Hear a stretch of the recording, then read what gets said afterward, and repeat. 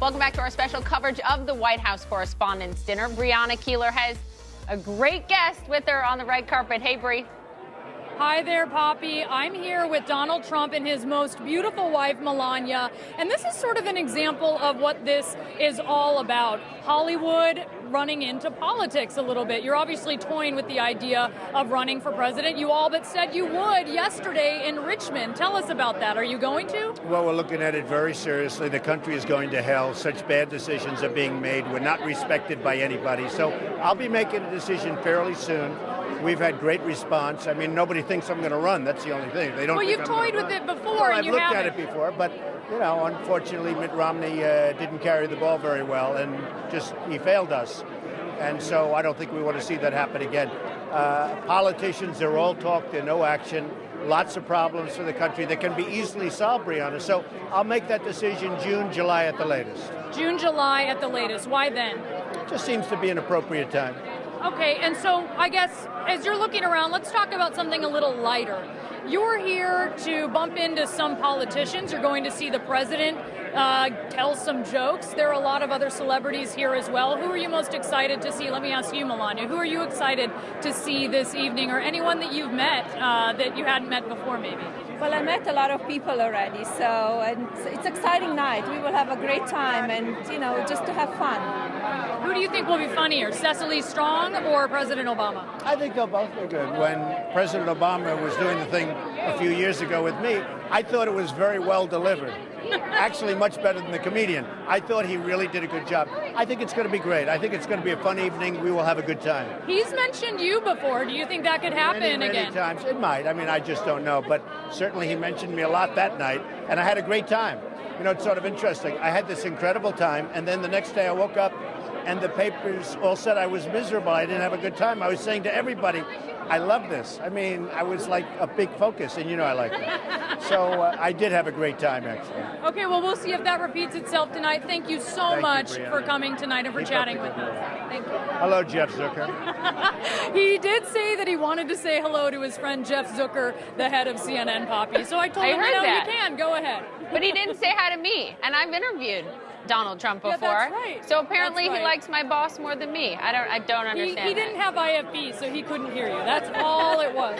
I won't take it personally. Thanks, Bree. Good interview. Maybe he's going to run. We'll see. June or July seems like a good time. Let's talk about it with our guest. What do you think, D.L. Hughley?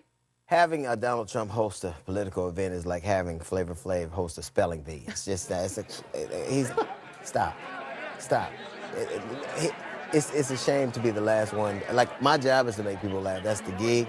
He doesn't get that. He does it anyway. He can't be that tone deaf. I thought was very interesting, guys. I mean, he said, because the headlines were last year when President Obama made fun of him, the look on his face. Yeah. So everyone, but we only saw a snapshot, and that is not the whole evening. He said he had a ball. All of us got it wrong. The press got it wrong last time. Of course he's going to say that. He's not going to say that he was seething and, how dare the president go after him like that. He came back. He did. Well, of course, because he admitted it himself. He likes this. He likes to be in front of the cameras. He likes being the focus and center of attention, usually as long as he's in control of it, though, which he was not at the time last year. I don't care what he says. He was not happy in those shots. Well, and he doesn't realize, C-SPAN has roving cameras where you see people you don't necessarily know. And I don't think he realized the camera was on him as long as it was, and we all saw that. So, Donald Trump is a good PR guy. He knows how to spin things, and he can say whatever he wants. But this whole flirting with I'm going to run, maybe I won't,